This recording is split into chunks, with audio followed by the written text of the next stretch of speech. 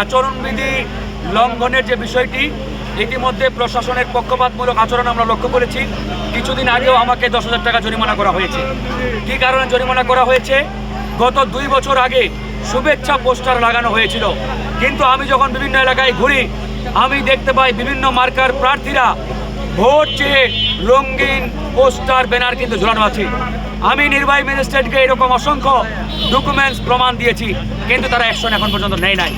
তার মানে এখান থেকে পরিষ্কার বর্তমান প্রশাসন পক্ষপাতমূলক আচরণ করছে। আর নির্বাচনী যে পরিবেশ, এটার কথা যদি বলতে হয়, এখন পর্যন্ত পরিবেশ তুলনামূলক ভালো।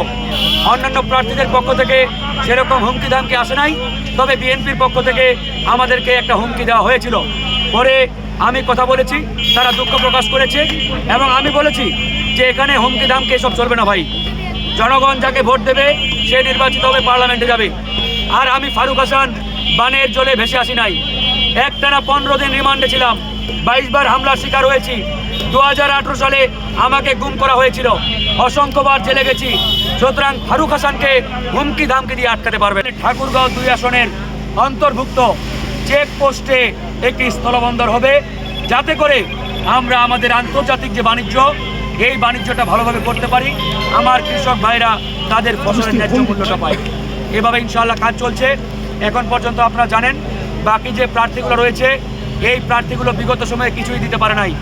আমি ফারুক হাসান এমপি হওয়ার আগেই 200-রও অধিক মসজিদ, মন্দির, মাদ্রাসায় 4 লাখ, 5 লাখ, 7 লাখ টাকা করে বরাদ্দ নিয়ে আসছি। 11টা কাঁচা রাস্তা পাকা করেছি, 150-রও অধিক অজুখানা দিয়েছি, 1600 টিউবওয়েল বরাদ্দ দিয়েছি। তো ইনশাআল্লাহ আমার এই এলাকার মানুষের মধ্যে একটি গণজাগরণ ঘটেছে। মানুষ দেখতে পাচ্ছে যে এই তরুণ নেতা হওয়ার আগেই কোটি কোটি টাকার বরাদ্দ নিয়ে আসছে।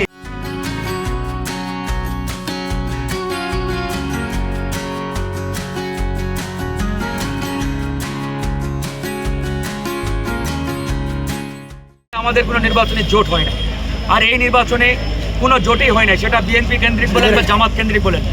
এই নির্বাচনে যেটা হয়েছে নির্বাচনের সমঝোতার মাধ্যমে অন্যান্য দলগুলোর সাথে বিএনপি বলেন বা জামাত কেন্দ্রিক যে দুইটি সমঝোতার যে কেন্দ্র, তারা এইভাবে এই নির্বাচনে অংশগ্রহণ করছে। বিএনপির সাথে আমাদের সমঝোতাটা হয়েছে যে আমাদের সভাপতি এবং সাধারণ সম্পাদক এই দুটি আসন, যেমন আমাদের দলের সভাপতি জনাব নুরুল হক নূর পটুয়াখালী 3, সে নিজেও কিন্তু দলের শেষে নির্বাচন করছে না, ট্রাক মার্কার। আমরা 94টা প্রার্থী দিয়েছি, আমাদের 94টা ট্রাক মার্কার ক্যান্ডিডেট আছে। সুতরাং বিএনপির সাথে আমাদের জোট হয় নাই, নির্বাচনী সমঝোতা হয়েছে 2টি আসনে। বাকিগুলোতে আমাদের ট্রাক মার্কার প্রার্থী রয়েছে 94টি আসনে, 196টি আসনে আমরা প্রার্থী দিই। ওই আসনগুলোতে অন্যান্য দলগুলোকে সহযোগিতা করছে। সেই সুবাদে ঠাকুরগাঁও 2 আসনে উন্মুক্ত আসনেটি, এখানে ধানের শীষ আছে, ট্রাক মার্কাও আছে। জনগণ যাকে ভোট দিবে সে নির্বাচিত হবে। এটা বিএনপি গণ অধিকার আলোচনা করেই সিদ্ধান্ত নেওয়া হয়েছে।